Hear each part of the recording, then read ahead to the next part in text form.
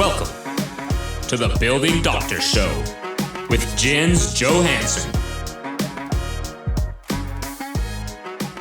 Welcome to the Building Doctor Show. I'm your host, Jens Johansson. Glad to see you here to learn more about your buildings. Today, as a Valentine's special, we're talking about protecting your community from heartbreak or resident HOA lawsuits, turning on each other and infighting and cannibalizing each other. So HOA resident lawsuits are on the rise and they're all over social media ads, and we're getting lots of good spoof content about fake HOA meetings or even real HOA meetings where people have the video going. And I'm sure you've seen them. So hopefully you're not seeing such craziness in your meetings, but we wanted to talk about that. So if you're joining us today on the podcast or YouTube, thanks for listening, but you're missing out on the slide content. And if you'd like to have your questions answered live, be sure to visit our website, j2buildingconsultants.com. I'm sorry, j2consultants.com, and register for the Building Doctor Show and attend live so you can bring your live questions there. But even if you're on YouTube or Spotify, you can type in your questions into their Q&A section and we will get notified and we'll answer them. So we appreciate your questions because they help steer the show. They give us ideas for future shows and they kind of help everybody, in this volunteer board and even manager society. We learn from people's questions. And if you have more specific questions, stay tuned for a link to schedule a free one-on-one call with me, and we can talk to you about your building. So our producer, Syra, is going to be monitoring the chat. She'll figure out the giveaways for us. So make sure you stay tuned to that. So as always, remember the show is for educational content only. We're not giving legal or financial or engineering advice. And don't forget to hit the like and subscribe buttons and ask questions. Those all help our ratings and fuel our desire to create more content. So let's get on with our Valentine's special. So today we're talking about HOA resident lawsuits or legal threats or, just kind of fighting and how that actually begins in the HOAs. And really the best way we can talk about it is kind of what we've established is 4 great operating rules to really minimize conflict in the HOAs, but also the 7 most common HOA triggers and how to address them. So make sure you put your questions in the comment section below and stick around for the giveaways. All right. If you're on social media, you're seeing it now. We sue HOAs. So we just took some of these snippets off Facebook, and you'll see this lawyer ad, and here's the various harassed by your neighbor, singled out by your HOAs, your neighbor driving you crazy. And then we get some even of the YouTube. A lot of these are AI generated, but they're actually kind of funny because they're, this is the wrong beige. You needed to use the right beige on your paint job and things like that. So instead of feeling, wow, they're out to get me, this is scary, we're going to talk today about how we can, hey, we know it's out there. We know it's fun to make fun of bad boards. And so let's just think about how we can help you recognize these patterns. We can reduce conflict and we can reduce the escalation and we can build and enjoy better run communities. So let's talk about how these things start and how we can stay away from them.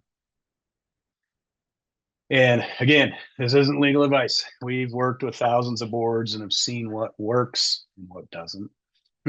And that's a lot of our board mentoring content of, hey, it's time to have maybe another town hall meeting where we're not voting, we're just talking about it. Let's have a few marinating sessions where we can, here's what we're going through. We're dealing with this issue. We want to share it with you. We don't have all the answers yet. And so this is what great HOAs do operationally. And so the key takeaways are operate within your boundaries, have D&O insurance. I'm going to talk to you about that. Seek counsel as a volunteer group. And that counsel can be lawyers, managers, consultants, contractors. Uh, get the votes, document those decisions. And if you do all that, you're going to avoid 99% of these sticky situations. Okay, so most of these HOA legal threats follow a pretty predictable path. It starts with a frustrated homeowner, sends a demand or a threat, or starts putting it in writing and getting nasty. Then the board has an opportunity to respond and de-escalate. And we're going to talk about that and various strategies you can do. But the key is we hear you, we recognize it. Okay, here's what we're doing about it. Here's what we can do about it. And then taking it through a reasonable process and documentation. And this stuff matters a lot. And then just remembering in the backdrop that insurance exists. And so panic is not the solution there. So what we mean by that is make sure you have a directors and officers policy. It's called D&O versus E&O, which is errors and omissions.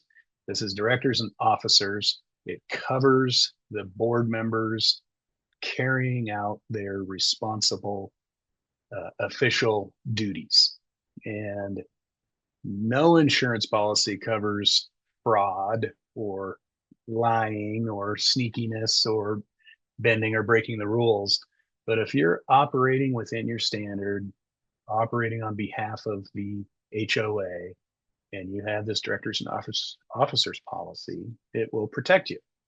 And we'll get into a little bit of that, but it's inexpensive. It's not like a property policy. It's not like, these the earthquake insurance, et cetera. It's inexpensive. It's matter of fact, and it protects the board and helps us out. Okay, so the 4 rules of great HOAs. Here's what they follow, and we'll break these down. But you have to know your rule book, the bylaws, governing documents, and anything that has to do with your association.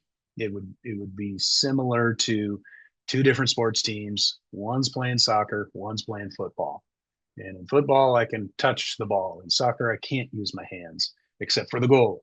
So there's all these little rules and things, even though they're kind of played on the same field. Now I'll probably get some hate about that. But anyway, you got to know your rules and you got to follow them. You're gonna document what you do and what you say. That's just very simple. Everybody gets that, and you're just gonna put it down in paper. It avoids the telephone. She told me, he told me, we had this conversation. Nope, that's where an email and of these other things we'll talk about. Document it. Then, of course, treat people consistently. Hey, even when they're annoying, right? Right. We have annoying people in our lives, but consistent treatment, fair treatment, helps us establish, we're not picking on anyone, harassing anybody, and then have that D&O insurance and use your experts. So use guidance.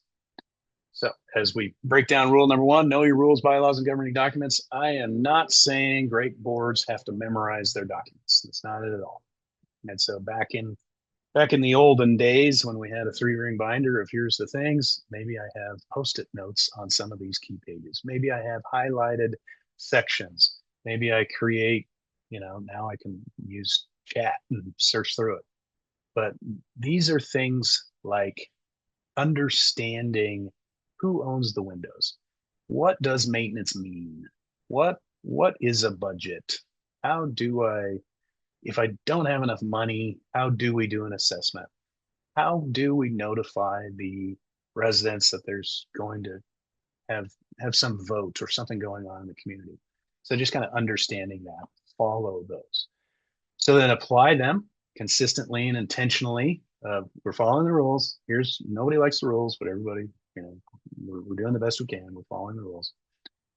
And then, occasionally it's time to question unclear, outdated language. If you're an older association, there's no language about, satellite dishes and wireless internet and working from home or working remotely, or, so kind of start thinking about that. And that's where we pour some time into do these old rules work for me? And then one of the big things is if you're a new community, your rules and bylaws and governing documents are written by the developer. They usually benefit the developer. And so now that we've transitioned, oh, wait, we're the board. These rules and guidelines don't benefit us. Here's what we want to change. And the last bullet, amend the documents when they no longer serve the community and have a vote to change them. We're not just arbitrarily changing the documents. We're updating them, we're amending them, we're changing who owns the windows. That's a real common thing now. It was vague. Now unit owners own the windows, or HOA owns the windows because we want consistency. We want them all installed correctly. Or think of the past arguments you've had of, I wish they didn't say this, but they do, and I feel like this is awkward. So revisit them, change them, modify it, and then during that voting period, you can say, "Hey, remember last year when we had to do all that and we were following the rules? This is what we're trying to change and update. Is everybody on board with that?" Yes, we're on board. Okay, great. Let's vote and amend. So, and then seek professional input when interpretation is unclear. An HOA attorney, an attorney that specializes in HOAs and running the HOAs, they're typically the attorney that deals with, again, your bylaws and fines and foreclosures and dog poop and, complaints and things like that, as opposed to a construction attorney or some kind of litigation attorney. Find that HOA attorney that can help you, on an hourly basis and just kind of get these things cleaned up. They will also bring in, the rules are changing all the time, right? So we have new rules in every state and it affects the old Condo Act, and my bylaws aren't quite in compliance with the new rules. And so a good HOA attorney can help you do that. A good manager can help you do that. And then when you get into construction and things like that, that's where a consultant or an engineer or a contractor can help you do those things. And your accountant, your reserve study specialist, all those people are people you would seek input from. All right, number 2, document what you do and what you say. So most conflicts escalate because someone believes nothing was done. The documentation shows the story. And this is as simple as you get a complaint from a resident, and we can go back through the attendance records and we can write an email back to that resident and say, we can see from the attendance records, you haven't shown up for a meeting where we've discussed this. And here's a copy of the letter we sent out for all those who couldn't attend. And so are we sending it to the wrong address? Because the address on file is what you gave us. And, it's not our problem that you moved and didn't update records. You can kind of see how, it's fairly simple, but you can say, look, we host these meetings, we post the agendas, we post the meeting minutes, we've talked about this. Here's all the stuff, and we've been talking about it for months. So I'm sorry you were unaware, but here's the evidence. We've been working on this for months, and everybody else is up to speed but you. That kind of makes those things go away. So board votes and approvals. Obviously, how did this change? I have an old set of documents. Oh yeah, you do. Here's the revision date. The revised last year. You're working off a bad set of documents. Budgets and financial decisions, of course, all need votes. There's very good voting around budgets, but are you holding those votes? You wouldn't believe how many boards are like, oh, we don't need a vote. No, we're fine. Like, wow, I know you're operating. I haven't even read your documents, but I know you're out of bounds. So then communications and notices, we talk about that. And conditions observed and actions taken. So this gets more into, we had a plumber come out. Here's the plumber's report on that. We fixed what the plumber told us to fix, but they didn't identify there's some other stuff, and that other stuff caused the problem you're talking about. So that everybody was unaware of this, but we as the board are relying on the plumber to take care of what they need to take care of. And this is a new issue. We were unaware of it. Converse is true. we knew about this issue for a long time. We haven't done anything about it. And you've complained about it a whole bunch of times. Here's all your complaints. And we don't have any responses because we're being non-responsive. That sounds like lawsuit material. So, stay out of that. And it doesn't have to take on a life of its own about, documenting anything and everything, but good documentation of just here's what we're doing, here's why we did it, based on this information and based on our rules and governing documents. So number 3, we've all gotten the finger wave and we've all been told to be quiet and told, we didn't know what we were talking about. Okay. So this is treating people consistently, even when they are annoying. So this is applying rules and processes the same way for everyone. Separate personal feelings from governing decisions. As a board member, I'm probably paying the same, assessment you are, but here's why we are doing that. Use systems to manage issues, not reactions. And kind of the phrase consistency doesn't mean being cold, it means being fair. And so Robert's Rules of Order is a really good process to manage meetings, to manage, people that won't get in order, or meetings that kind of get out of control. There used to be a $7 pamphlet on Amazon. It's probably $10 now, but it was a very short cheat sheet guide to Robert's Rules of Order. Robert's Rules of Order can be this big for managing governments. It really can be about this big for managing your board meetings effectively, and it's an approved standard. And so you can say, this is why we're moving forward. Robert's Rules of Order says we can do this, and you're being consistent about it. And so that process de-escalates, it helps set boundaries. And then I just encourage you to take the high road. That's the difference between getting in a road ragey argument and saying, I understand you're stressed out, but we as the board have a community to run, and we're gonna follow the rules, and we're gonna let your insults slide right off. So managers run systems, leaders communicate and set vision. So kind of the leaders and the board, you are the leader. You're really setting the vision of here's what this community is going to be. Here's how we're going to run it to the systems, and we're going to communicate. You have kind of a chief repeating officer, if you will, and not just hide behind. We talked about it once. You weren't there, see you bye. But just kind of go over communicating. Communicate to clarity. That's just kind of a nice way of, some people read things, some people hear things, some people talk, and so we just over communicate that. Then we get into the kind of the 4th rule. Again, have that D&O insurance and use experts like attorneys, managers, building consultants. That all comes down to this understand the duty of business reasonableness or business judgment. You can Google that for a volunteer board member. And basically what it says is the law does not expect you to be an architect, an accountant, a professional manager.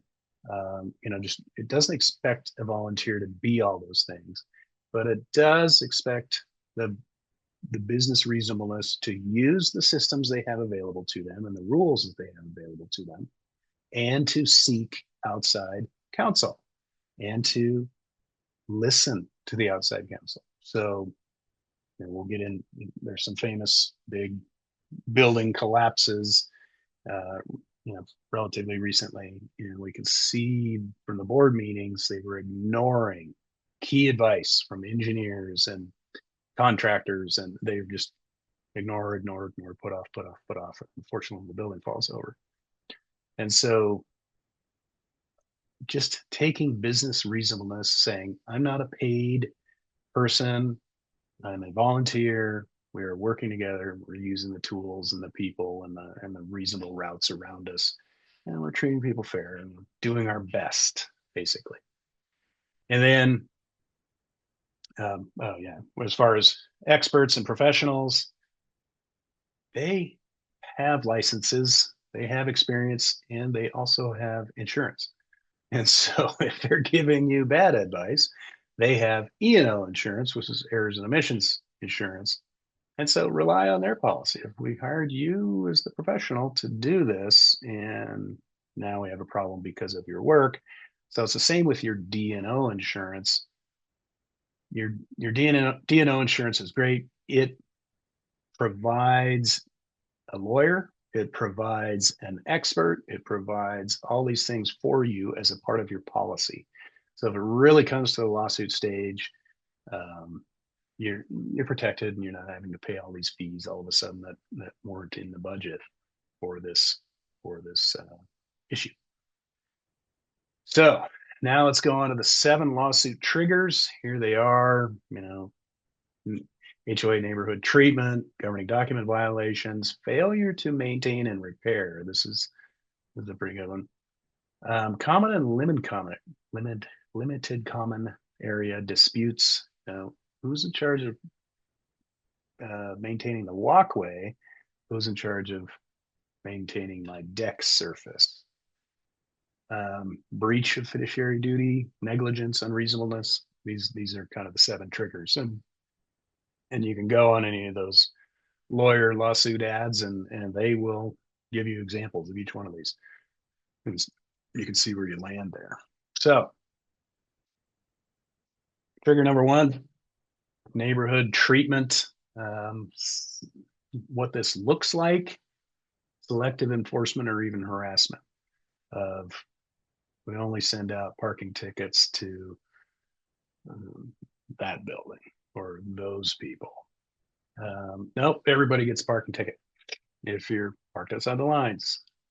Noise complaints, balcony smoking. Hey, why doesn't the board president get busted for smoking in their unit? And you can see kind of that double standard applying. And then neighbor to neighbor hostility. Here's a picture of somebody banging on the ceiling, and they're getting into it, and they'll blame the board for not doing it. So how it escalates: it's emotional, it's not procedural, and people start documenting everything and bombing you with requirements to step in and address things. And so we can fix that with boundaries and process. And so, we understand this is frustrating. Our role is to enforce the governing documents. Here's the process we use to review and proceed. Think of a standard complaint form, not random emails. That helps us in our documentation. We didn't receive any complaints from you. Here is the standard form we told you to use. Oh, I sent you a text. That's not the standard form, because once I get a form, then the form follows the system. And so you can kind of see the process, if you will. And all these forms have what? Date, time, and location. Let's cross the top on any kind of thing. I can see when it was sent. I can see who sent it. And so we have a timestamp, and then we got to apply these rules consistently. And, a lot of these aren't HOA issues. They're neighbor issues. And so we can tell them, this is an HOA issue. I can't help you. Stop bothering me. I can try to talk to the neighbor, but I'm not the sorority mom here. You guys got to figure this out. You can call the police. I'm not 911. So those are ways to do that. That's what neighbor treatment looks like. Number 2, governing document violations. And this kind of gets into colors, flooring choices, big fences, barking dogs, things like that. So the resident makes a modification, frames in their patio, makes it an enclosed living room, and changes the look of the outside of the building. Puts in hard surfaces, so now I can hear all the footsteps above me. I don't know. You can builds a big fence and paints it blue. So these are those issues of your governing documents should have something about that. Here's the colors you can use. Here's the flooring products you can use. Here's the paint colors you can use for the front door. Can I have plants on my balcony or not?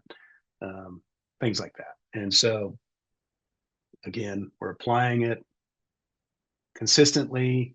We have a process. We need that alignment in the rules. And then if there are no rules, well, maybe we should think about setting one. And so that gets back to that review and contemplation. What happened last year that took up a bunch of our time and caused us a bunch of stress? And so here's how we can go through that. So then you can cite the exact section. You can create a one-page quick reference for common issues. You can use approval pathways, like the architectural committee needs to review that.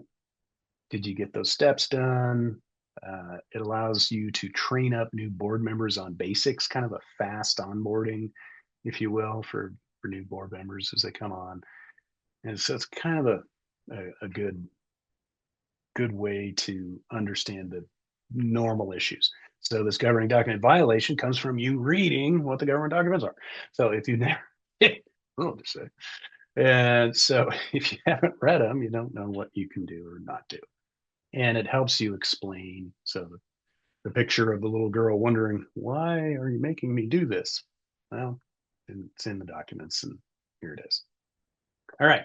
Failure to maintain and repair is the third one. This is a big one because it has to do with budgets and assessments. So if I don't have that, if I don't have any money because I haven't properly budgeted, or I haven't set aside reserves, or I haven't set aside whatever, I have to what? I have to assess. And so maintenance of the common areas or repair of the common areas, I've read lots of bylaws. None of them say, if we have the money, we will fix it. They all say, if we don't have the money, we will assess and then we will fix.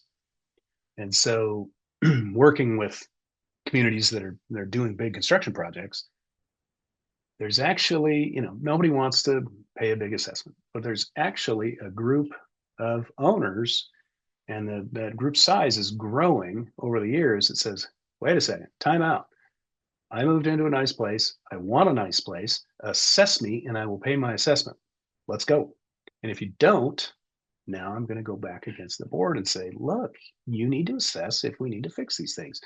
And leaky roofs are unacceptable, or rotten decks are unacceptable. I'm willing to pay my fee because I want to live in a nice area, or I want to live in a nice community. And so you got to kind of watch out. We kind of assume that nobody wants to pay their assessments, but there is a growing group that says, take care of it. And if you don't, I'm going to be mad at you.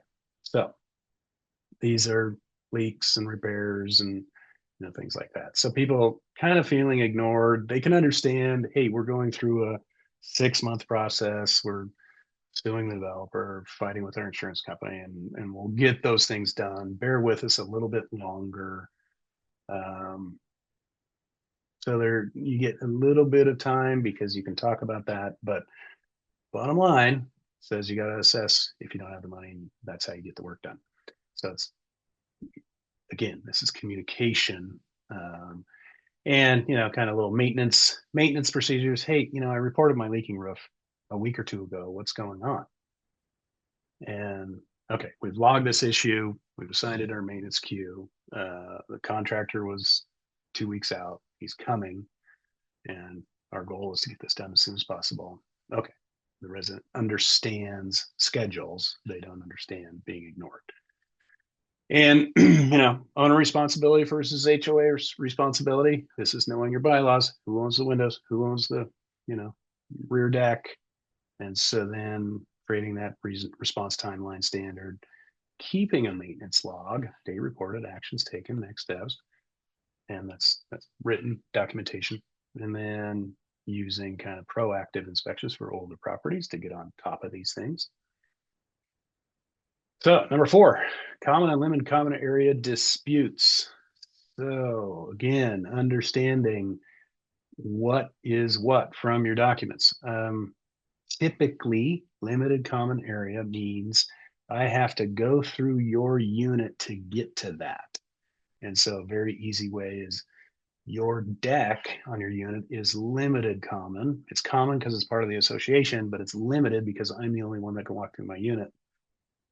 And so common element would be the walkway or the staircase outside of several unit doors. And so just understanding who pays for what and why. And so, is there argument over who owns what and how, and HOA delays, or if there's some kind of leak, this resident's toilet overflowed and leaked into my unit. Is that a resident to resident dispute? Is the plumbing system owned by the association, so it's a common element? Is the toilet that leaked their personal property? So you can start connecting the dots and seeing which entity should pay for it, which should fix it. So, but it kind of becomes this big, big black box of timing and money and responsibilities and safety and access and things like that. So clarify that before there's an emergency. So when there is an emergency, you can go right in and take care of that.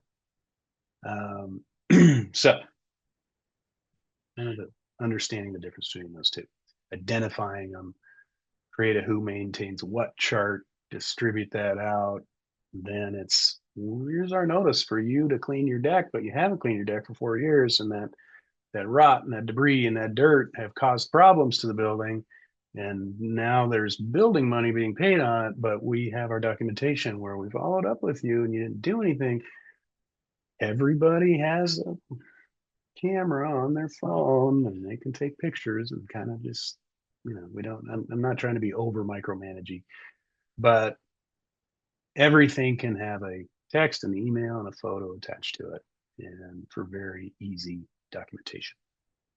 Okay, next one is breaching fiduciary duty. So this is a little bit of a deeper thing of kind of secrets, people being kept in the dark, no voting on things when they were supposed to vote.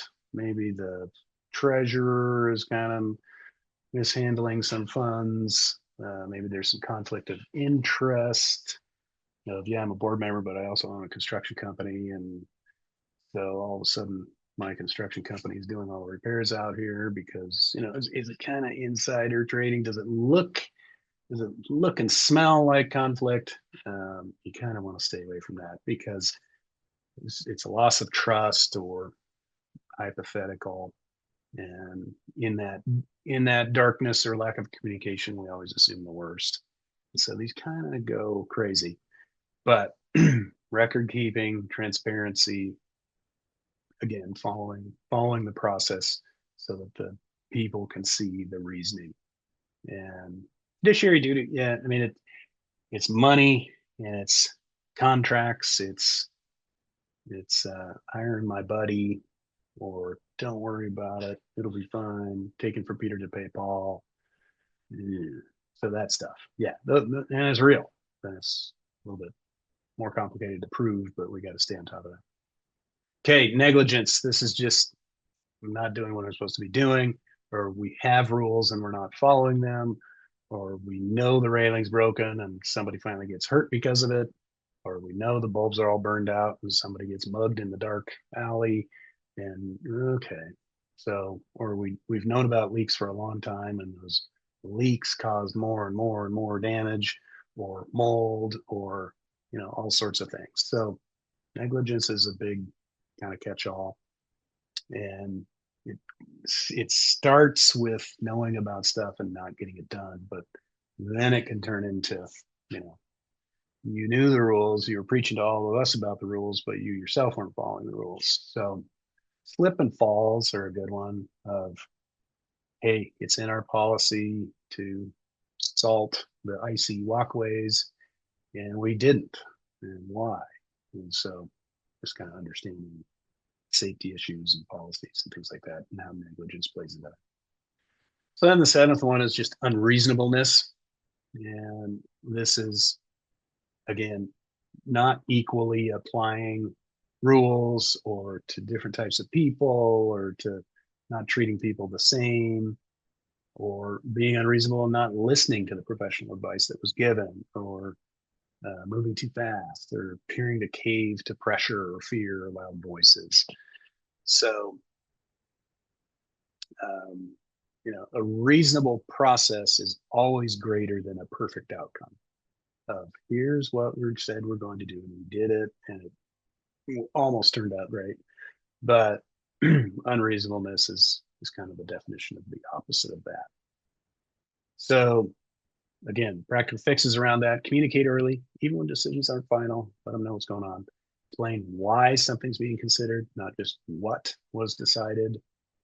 Share that professional advice and how it informed the decision. Allow time for questions before votes and whenever possible. Avoid reactionary decisions driven by fear or bullying. That would be unreasonable for a leader to be bullied. And so we need you as the board to stay strong and to say, no, I hear you. You're applying a lot of pressure and it doesn't feel good, but we're going to think about it and wait till that third bid comes in. So at least we have, three bids, that kind of thing. And then document that process clearly in meeting minutes. So these are the seven common triggers. You can kind of see how they fall.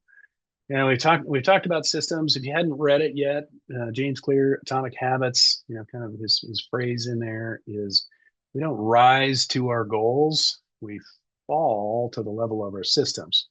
So what systems? Okay, so you keep falling. So if you have even some systems that we're following, here's what we do, here's how we do it, here's what the rule book says, and there may be a better way to do it. And we're always improving, but we're practicing reasonableness because we are a group of volunteers and we're doing our best and we're listening to the advice. And so that's kind of the genesis of what the show is about. Help people understand how good boards work well. So, all right, summarizing, the 4 best practices will prevent you from falling into those 7 triggers or traps. And we think, we're already seeing it. So we see an uptick in, upset residents or getting attraction from eager attorneys posting on social media and kind of riding that popular wave of make fun of boards. They're all dumb. They don't know what they're doing, or they're overly in my business and they don't need to be, that kind of thing. Painting board members is bad. We believe in board members. So we think that volunteer leaders need to be celebrated and supported. And we want you to live in happy and healthy communities and have value appreciating real estate that is well kept and well managed. So HOAs can be fun, and we have the educational content to support you. All right, finding the right professional is important. If you like to type, you can go to learn.j2consultants.com/consultant on call, or you can use your phone and scan that little QR code there and get in touch with our scheduling thing, and you can find a time, free 15-minute phone call with you to get some specific advice about your building. And on to the Q&A. So we have a few questions that have come over to us between shows, but continue to put your Q&A in the thing and we will get those answered for you. So how well do board members really need to know the governing documents? So my analogy of playing sports, it's helpful to know, in tennis, the ball has to be over the line. In football, your toe is touching the line. And so, what are the rules? How are we supposed to do our things? And so I would suggest that you spend a meeting a year reviewing your bylaws really quick and reflecting on the past year for what worked and what didn't work and what needs to change. And I've sat on boards, and the new members will not have gotten around to it. The old members that have been around a long time will admit that they haven't read them.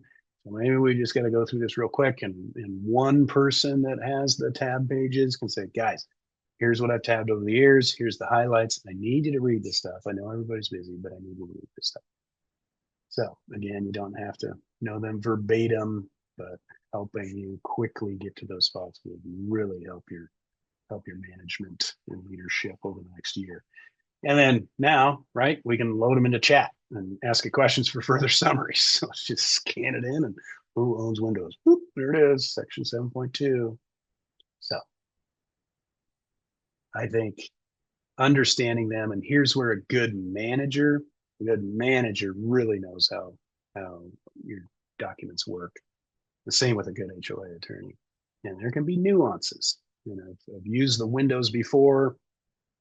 A lot of these things say the glass is owned by the resident, and people jump on that and say, see, windows. And when push comes to shove, it's glass, it's the pane, it's the window pane. If it fogs up, the resident needs to replace that. But the frame of the window that is actually nailed to the building and covered in siding is an association element. So something to look for. Look for glass versus windows. So those are nuances, and experts can help you determine that. But I would know it. I know your rules. Know your rules and how to play the game, how to win at the game. Okay, now next question. How do we make decisions without caving to the loudest or most aggressive voices? I know it's hard. When I get the finger wave and I get somebody yelling or even physically intimidating, or so you're out of bounds. You're out of order. Here's the Robert's Rules of Order. We need to bring this meeting back into order. Uh, let them know I'm feeling threatened by you. Do we need to have the police here next meeting? Shut down the meeting. I've seen some meetings just get shut down. And okay, we're gonna have to reschedule this. This is out of control. And okay, the thing doesn't get done, but we can come back. You can people need time to cool off, etc. So, or having a voice of reason there is also helpful. So, manager, lawyer, consultant, let me just explain what I've found, or here's what we're talking about. Let's focus. So, usually de-escalation attempts, and then just saying, I hear you. I know you're adamant about it. I know you think you're right, but here's what the rules say. And you agreed to these when you moved in. And so here's how we're going to run the business. So it's more psychology and counseling than, but having the rules to support you. All right, here's a great question. Doesn't having an HOA D&O policy just make us a target? Love that question. So I would say maybe. Okay, so the devil's advocate says if I don't have any insurance, they're not going to sue me because they're just going to waste their time. They can't. What are they going to do? Take the assets of the association? Well, maybe.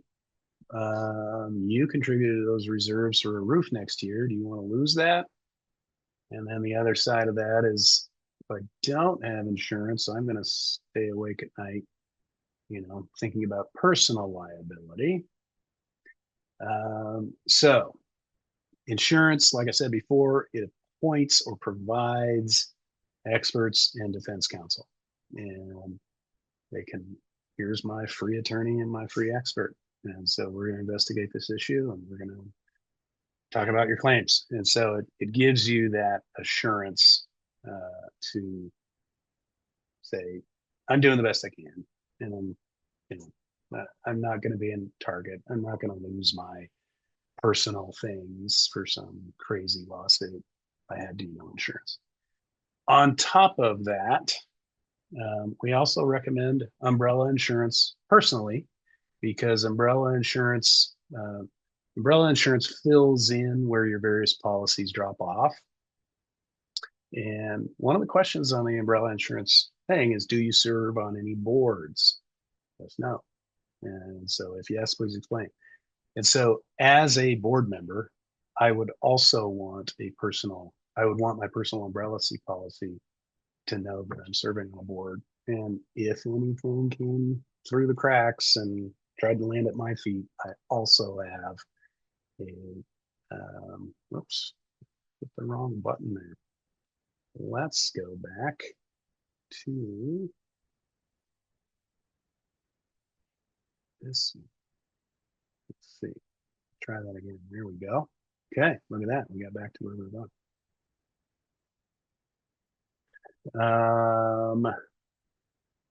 There we go. I would also make sure my personal policy has, just my personal umbrella policy knows that I'm a board member. Another layer of coverage. So I wouldn't view it as being just a target. I would view it as something that it's a layer of insurance that pays for an attorney to go fight this crazy claim and their crazy attorney. And I can take it off my plate. Go fight it. Call me when you're done. So we highly recommend it. All right, last question. Now that we have read the bylaws, how do we undo the past wrong decisions? This is a really good one. So working with boards, and they're saying, oh my gosh, nobody's read the bylaws. We finally read them, and we realized that for the past 5 years we've been on the board, we've been telling people the wrong thing. And so I guess one of the best ways is, just because you've always done it this way doesn't mean that you've done it correctly. And if you see an issue, talk to an HOA attorney, understand the risks, but move forward with accuracy and acknowledge the mistake or variance of, hey, I know the and it helps if there's a new board. You can say, hey, that was the last board. Last 25 years, we've always made people pay for the windows. And then we saw in the rule book that the association is supposed to pay for it. In the end, the association maybe paid for the windows. That would increase the residents' dues too. And so, the money is, kind of the same thing. It would cost the same thing anyway. But where we're making residents do something that is not in the rules, and just because we've always done it that way, doesn't mean we need to continue doing it that way. And as the new board, we can talk about that and say, I'm not trying to throw the old board on the bus, but we've realized some things and we're going to set it straight. So we're back on track, and here's what this means, and come talk to me if you have a problem with that. And that's having somebody that's going to help you through that. And we need to make some small tweaks and corrections and fix the past mistakes. But yeah, this is a real thing. 90% of the board members I talk to don't understand their rule book, and it's time, right? We're all busy, but I'm encouraging work on this. All right, giveaways. Looks like we got some cookies and some power banks, some gift cards, and all sorts of stuff. So choose, this when you log in, Zoom puts you in a thing. So I would say number eight. So Sarah will reach out to you if you're in the number 8 slot. Give her your address, and she will get these things mailed to you. And enjoy. So, do you know we have additional training for boards and managers? If you like typing, again, learn.j2consultants.com/resources, or take your phone and scan this QR code. You will get to a page that has all of our stuff. And here's a sample of that page, all of our guides and flyers, our YouTube channels, our Building Doctor Show, our 1-minute blogs, or sign up for our newsletter, visit us on the social media pages. We're everywhere. But you can also just go to YouTube, search J2 Consultants, and we've got, I believe, over 300 videos there, back when I had brown hair. So, there's lots of good content, and you can search through those playlists and see what works well. And if you have any questions about something. And what I love about these videos is you can watch them at 1.5 times speed. You don't have to sit through a long thing. And again, if you're into streaming and podcasts, you can find it anywhere. Search us, and you'll see it.